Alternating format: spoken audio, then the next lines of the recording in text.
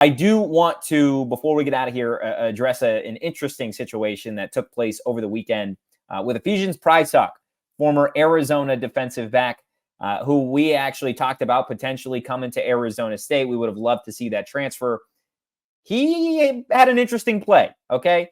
At one point, late last week, he tweeted a video, or no, he tweeted just a photo of his Arizona jersey, right? And a lot of people thought that he was going to be heading back, right? Wasn't there a going link? From the portal to Arizona? There was a link. There was a link to go buy this jersey. He linked it. He wanted people to go out and buy the jersey. People were like, "Oh my goodness, is he coming back? That's awesome! Like, great player." Instead, a couple days later, he posted this. This is where he's headed, from Arizona to UW. Not only is the graphic just disgustingly throwing up all over the Arizona Wildcats with the jersey, but it left me in awe.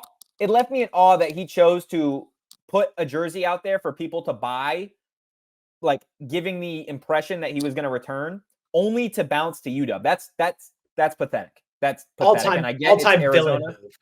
Oh, for sure. All-time Not only are you a villain for doing that, you're a villain and you're going to UW with Jed Fish. You're going to Jed Fish. That is like, dude, when I saw that, it's almost so heinous to a point that you have to respect it, right? Like, sure. Is it messed up? Absolutely. Should he have done that? Probably not. But it's so damn funny. It's so damn funny if you just take the emotions out of it. And this dude, first of all, knowing damn well that he was going to leave, right? Oh, yeah. Like knowing damn well he was going to UW, he just goes, I'll put a link out there to my jersey. And you know what his reason was? He tweeted, "Listen, guys, I'm not trying to make any money. I'm just trying to make sure that y'all remember the name." I'm gonna lower my glasses like an old school librarian, man. That's a lie. That is an absolute lie. And you know what? It's so ridiculous and crazy that even if it wasn't U of A, I kind of respect it, man. Like, that's so out there. It's so stupid. Look, I know we're an Arizona State podcast, and I make my mess talking some shit about the Arizona Wildcats from time to time, okay? But I will tell you that the Ephesians Prysock thing blew my mind. I couldn't believe that is – I just couldn't believe it. I couldn't believe that's the way that he opted to leave that fan base, to leave Tucson, to do all that stuff. I think – and nobody would have blamed him if he would have just transferred. He didn't have to do what he did. Whether you're trying to get how many extra jerseys did you sell, bro? Was it worth being hated in Tucson like that? I guarantee you, nobody bought that jersey. Now everybody in Tucson hates him, and he's a villain. Like he's a villain now, and it's so funny because Jed leaves, right, and it's like, oh my god, he screwed us. Oh my god, he screwed us, and then it's almost just like salt in the wound. Because one of our best players. Not only is he leaving for Washington, he's going to just put out his U of A jersey beforehand when there's this whole wave of everybody staying, everybody's backing the A. Look, we're not breaking, kumbaya. Like that's what's going on down in Tucson. And now he's just like, maybe I'm coming back. Oh, psych, I'm out of here. And somebody's asking what's worse, the way he left or the way Fish left. Fish, for sure, I feel like was the worst. But could you imagine if Jed Fish posted a link to like the NIL, the U of A NIL fund, like 3 days before he left? Or imagine if he like did an interview with like, I don't know, like a national person and said that the contract was almost done and that he really wanted to be at the University of Arizona long-term. Could you imagine how fucked up that would be if he did that and then he left? That would have been crazy.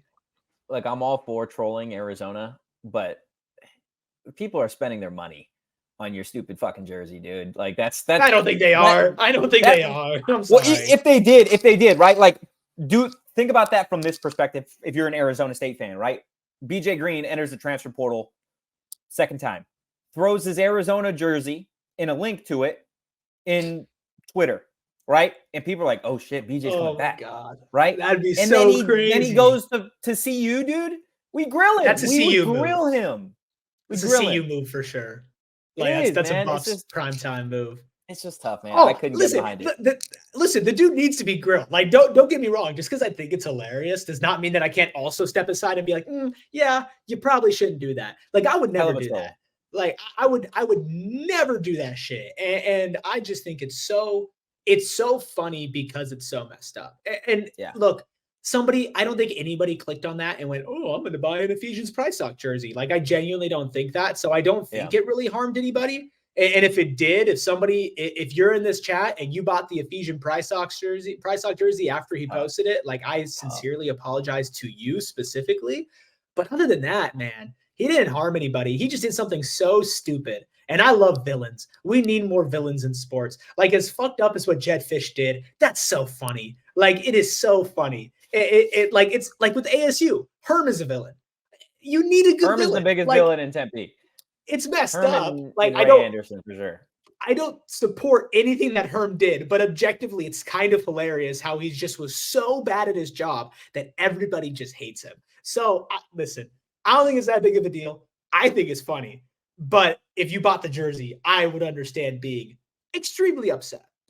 Is that the greatest fumble in the last 10 years in college athletics? Is Herm Edwards having a Heisman winning quarterback in Jaden Daniels, in a Super Bowl wide receiver in Brandon Ayuk, and having a defensive coordinator who was Antonio Pierce going on to be the head coach for the Las Vegas Raiders? Is that the biggest fail in fumble in college sports over the last decade? It is, because it wasn't just like, oh man, it worked out, but everybody went their separate ways and they've got better somewhere else. It crashed and it burned. The culture around Herm was they were cleaning out this Heisman winner's locker when he was leaving. They were celebrating. They were and you know what? I was actually going back and I was watching some Jaden Daniels, Brandon Ayuk highlights. It was greatness. Greatness. But also it's like you would have never A, said that Jaden Daniels would have been a Heisman, or B, would have been a top 5 pick in the draft, like potentially coming up while he was at ASU. It was Herm Edwards running the ship. It was such a fumble, man. It was such a fumble. Could you imagine? I'm going through this in my head now. How long until we get a player saying, I will stay at your school if you guys buy X amount of my jerseys? Like Ephesians Prysock puts up his U of A jersey and says, I will stay in Tucson if you guys buy 100 of my jerseys. No. Would you respect it? I mean, do whatever you got to do to get your bag, but that just means you're not good enough to get enough money in NIL. Like you have to go beg on social media for money. That's what it is. That's what it tells me. It tells me that you just wanted to fatten your pocket a little bit, and maybe you didn't get enough of a bag at your new school. So you had to go throw around some chump change and a link on social media to go get some old fans to buy your jersey.